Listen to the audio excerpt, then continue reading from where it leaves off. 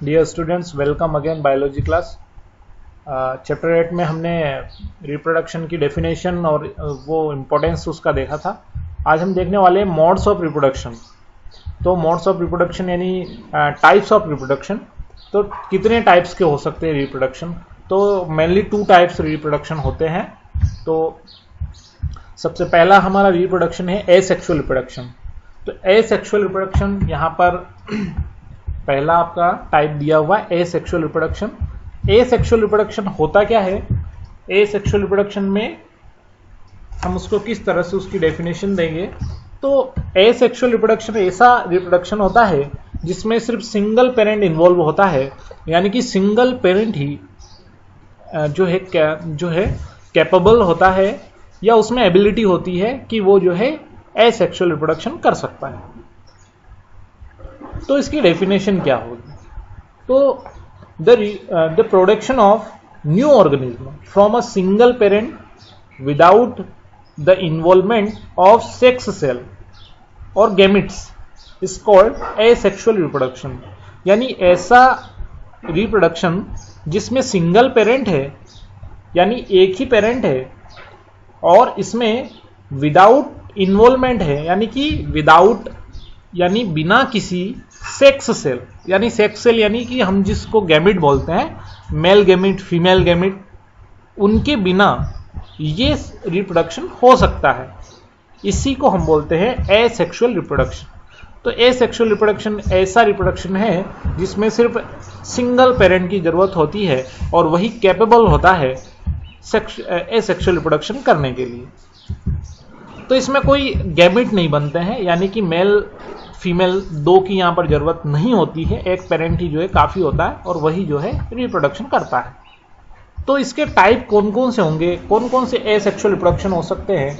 तो नॉर्मली आप देखिए बाइनरी फिशन होता है, बर्डिंग होता है, स्पोर फॉर्मेशन आपके इसमें दिया हुआ है, रीजनरेशन दिया हुआ है, फ्रेगमेंटेशन दिया हुआ है, वेजिटेटिव प्रोपगेशन दिया हुआ है। तो ये सारी चीजें आपके इसमें देखी। तो सबसे पहले हम बात करें फिशन की, तो ये रहा फर्स्ट आपका एसेक्सुअल रिप्रोडक्शन जो एनसीईआरटी में दिया हुआ है, फिशन। फिशन जिसका मतलब होता है खंड यानी द्विखंड, यानी दो खंड होना। यानी फिशन का मतलब विखंडन होता है। विखंडन का मतलब ये होता है कि टूटना या फिर जो है अलग अलग होना, तो विखंडन होता है। अब फिशन 2 प्रकार का होता है यहाँ पर, एक होता है आपका बाइनरी फिशन और एक होता है आपका मल्टीपल फिशन। तो यहाँ पर सबसे पहले हमको देखना है बाइनरी फिशन। तो बाइनरी फिशन किसमें होता है? अमीबा में होता है। तो बाइनरी फिशन यानी सिर्फ 2 भाग होंगे, यानी कि एक अमीबा से 2 अमीबा बन रहे हैं, ठीक है ना। तो इसको बाइनरी फिशन बोलते हैं। मल्टीपल में क्या है? मल्टीपल बनेंगे, बहुत सारे बनेंगे इस तरह से। तो आखिर बाइनरी फिशन में होता क्या एक्चुअल में? तो हम इसे डायग्राम से समझेंगे, अच्छे से समझ में आएगा, क्लियर। तो ये एक अमीबा है जो आपको दिखाई दे रहा है। सबसे पहले इसके न्यूक्लियस में चेंजेस होते हैं।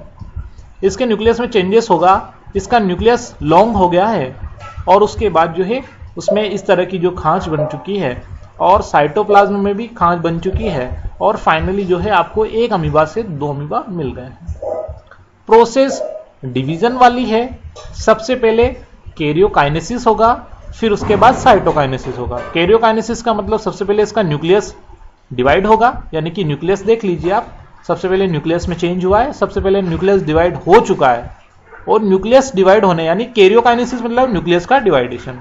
तो सबसे पहले न्यूक्लियस का डिवाइडेशन जब कंप्लीट हो जाएगा तो उसके बाद आपका साइटोप्लाज्म डिवाइड होगा और फाइनली आपको एक अमीबा से 2 अमीबा मिल जाएंगे। तो ये होगा आपका बाइनरी फिशन, ठीक है। तो नेक्स्ट आपका बाइनरी फिशन इसमें भी दे रखा है, जो लॉन्गिट्यूडिनल सेक्शन यहाँ पर आपको दे रखा है इसका, और इस तरह से इसमें भी जो है आपको बता रखा है। तो ये भी बाइनरी फिशन है, क्योंकि यहाँ पर भी लॉन्गिट्यूडिनल एक जो है आपको बाइनरी फिशन यहाँ पर दे रखा है। तो यहाँ पर आपको मल्टीपल फिशन का भी डायग्राम यहाँ पर मेंशन किया हुआ है। तो मल्टीपल फिशन आप देख सकते हैं मलेरिया पैरासाइट के अंदर भी देख सकते हैं आप। मलेरिया पैरासाइट हमारी बॉडी, जैसे मॉस्किटो हमको जो है काटता है तो उसकी लार में जो प्लाज्मोडियम वाइवेक्स होता है पैरासाइट, तो वो क्या होता है हमारे लीवर तक पहुंच जाता है और लीवर में जाने के बाद में वहां पर जो है मल्टीपल फिशन करता है। मल्टीपल फिशन देखो बहुत सारी सेल यहाँ पर दिखाई दे रही है और फिर जो है ये बाहर निकल जाते हैं और बॉडी के अंदर ये फैल जाता है। तो भाई बाइनरी और मल्टीपल फिशन में एक ही डिफरेंस है, बाइनरी में सिर्फ एक अमीबा से 2 बन रहे हैं और इसमें बहुत सारे बनेंगे। तो ये प्लाज्मोडियम वाइवेक्स वाला है। और एक बात और बोलूँ आपको, अमीबा में भी मल्टीपल फिशन भी होता है, लेकिन वो फेवरेबल कंडीशन में होता है। अब बात करते हैं फ्रेगमेंटेशन की। तो फ्रेगमेंटेशन में फ्रेगमेंट बनते हैं,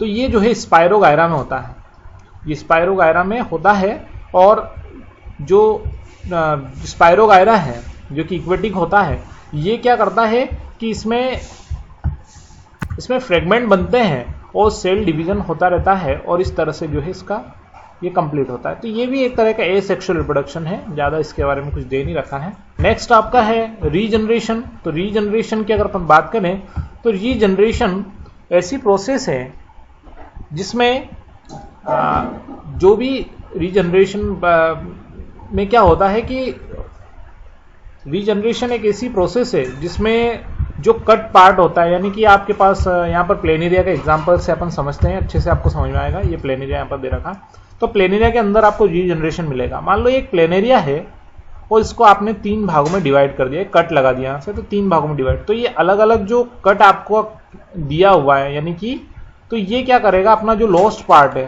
तो लॉस हो गया है, जो कट हुआ है, उस पार्ट को वापस से रीजनरेट कर लेगा और जो है कंप्लीट आपको प्लेनेरिया मिल गया। यानी तीनों भाग अपना अपना जो लॉस्ट पार्ट है उसको वापस से रीजनरेट कर लेते हैं, और एक जो छोटा सा पार्ट था प्लेनेरिया का, वो एक अपने आप जो है कंप्लीट जो है प्लेनेरिया बनाता है।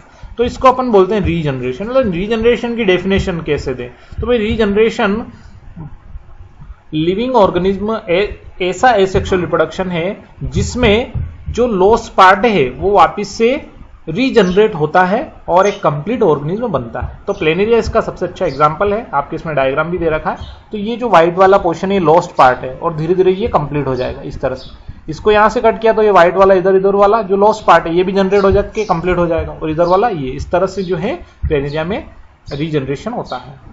नेक्स्ट बात करें बडिंग की, तो इसमें बड बनते हैं। हाइड्रा के अंदर होता है बड, देख लीजिए छोटा सा बड है, ये बड़ा होगा, फिर और बड़ा होगा, और एक जो है मैच्योर हाइड्रा बन के ये अलग हो जाएगा, और इस तरह से जो है बडिंग इन हाइड्रा, यानी कि बडिंग से बन रहा है, बड से बन रहा है, इसलिए इसको हम बोल रहे हैं बडिंग। तो ये भी एक एसेक्सुअल रिप्रोडक्शन है, ठीक है। नेक्स्ट आपकी है वेजिटेटिव प्रोपगेशन। तो भैया there are many plants which part like root, stem, leaves develop into new part. तो यहाँ पर क्या है कि प्लांट का कोई सा पार्ट ले लो, भाई रूट ले लो, स्टेम ले लो या लीव्स ले लो, अगर इनसे आप कोई प्लांट बना लेते हैं या इनका डेवलपमेंट होता है और ये प्लांट बना लेते हैं, तो ऐसी मेथड को हम बोलते हैं वेजिटेटिव प्रोपगेशन। तो वेजिटेटिव प्रोपगेशन में क्या है, भाई कोई सा भी पार्ट ले लो, रूट ले लो, स्टेम ले लो, लीव्स ले लो, और उससे प्लांट बना लो, तो वेजिटेटिव प्रोपगेशन हो गया, ठीक है ना। करते भी है ना हम फ्लावरिंग प्लांट में बहुत सारा, हमको कोई फ्लावर जो है पसंद आ गया तो कहीं से भी हम क्या करते हैं भाई उसको पूरा उखाड़ के लाते नहीं, उसकी कोई स्टेम या लीव्स वगैरह, रूट्स वगैरह ले आते हैं, उसको लगा लेते हैं घर पे, उसको प्लांट कर लेते हैं और आपको मिल जाता है। तो वेजिटेटिव प्रोपगेशन ही करते हैं हम, ठीक है।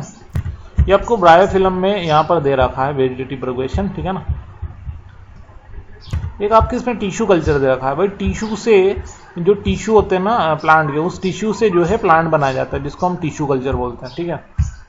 उसके बाद में आपका आता है स्पोर फॉर्मेशन। तो स्पोर फॉर्मेशन जो है आपका राइजोप्स में दे रखा है। राइजोप्स जो प्लांट जो रहता है, इसमें देखिए आप यहाँ पर आपको स्ट्रक्चर दिख रहा है, इस स्ट्रक्चर में बहुत सारे स्पोर्स रहते हैं, और जब फटता है तो ये जो स्पोर है ये किसी मीडियम के थ्रू अनदर जगह चले जाते हैं और फिर जो है एक नया राइजोप्स बनाते हैं, तो इसको हम बोलते हैं स्पोर। तो ये स्पोर जो होते हैं वो जो है इसको वापस से एक नया राइजोप्स बनाते हैं, जिसको हम बोलते हैं स्पोर फॉर्मेशन।